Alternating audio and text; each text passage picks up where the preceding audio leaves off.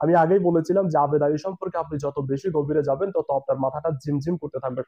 দর্শক, আবেদ আলী সম্পর্কে আরো একটি খবর গণমাধ্যমে আসছে, সেটা হচ্ছে আবেদ আলীর নিজস্ব ক্যাডার বাহিনী। 25 বছর ধরে যে লোকটা বিসিএস সহ বিভিন্ন প্রশ্নপত্র ফাঁস করছে, তো তার হাত একটু লম্বা থাকবে এবং তার নিজস্ব ক্যাডার বাহিনী থাকবে। এটা আসলে খুবই স্বাভাবিক একটা ঘটনা। তো এই ক্যাডার বাহিনী আসলে সাধারণত আমরা অস্ত্র গোলা বারুদ নিয়ে যে ক্যাডার বাহিনী আমরা জানি, আসলে ওই ধরনের কোনো ক্যাডার না। আবেদ আলীর নিজস্ব ক্যাডার হচ্ছে বিসিএস ক্যাডার, যারা ওই আবেদ আলীর হাত ধরে আবেদ আলীকে টাকা পয়সা দিয়ে তারপর তারা বিসিএস হয়েছে। এবং বিসিএস ক্যাডার, নন ক্যাডার, এই সবাই মিলে এখন উঠে পড়ছে যে আবেদ আলীকে যেই কোনো ভাবে হোক রক্ষা করতে হবে। কারণ কারণ একটাই, কারণ আবেদ আলীর পিছনে যদি গরম ডিম দেওয়া শুরু করে রিমান্ডে নিয়ে, তাইলে আবেদ আলী যাদের কাছে প্রশ্নপত্র বিক্রি করছে এখন তাদের ওই তালিকাটা পুলিশের হাতে দিয়ে দিবে বা সিআইডির হাতে দিয়ে দিবে।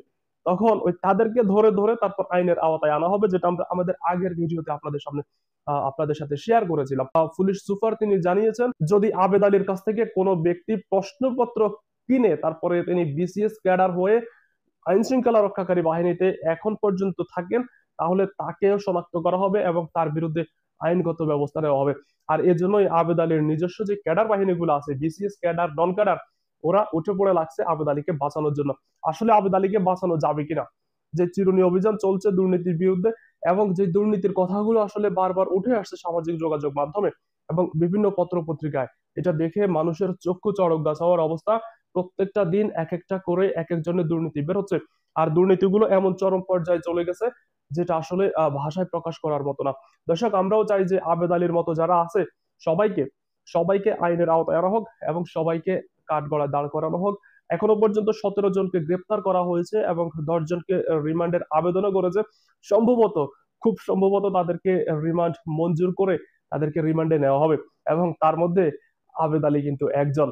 আর এই আবেদ আলীকে বাঁচানোর জন্য তার ক্যাডার এবং নন ক্যাডার যারা আছেন তার কাছ থেকে টাকা দিয়া প্রশ্নপত্র কিনা তারপরে পরীক্ষা দিচ্ছেন, বিসিএস ক্যাডার হয়েছেন।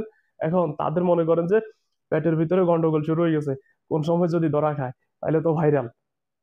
দর্শক, আজকে এ পর্যন্তই। আমরা আপনাদেরকে আপডেট জানিয়ে দিব। দেখা হচ্ছে পরের ভিডিওতে। সে পর্যন্ত ভালো থাকবেন, সুস্থ থাকবেন। আল্লাহ হাফেজ।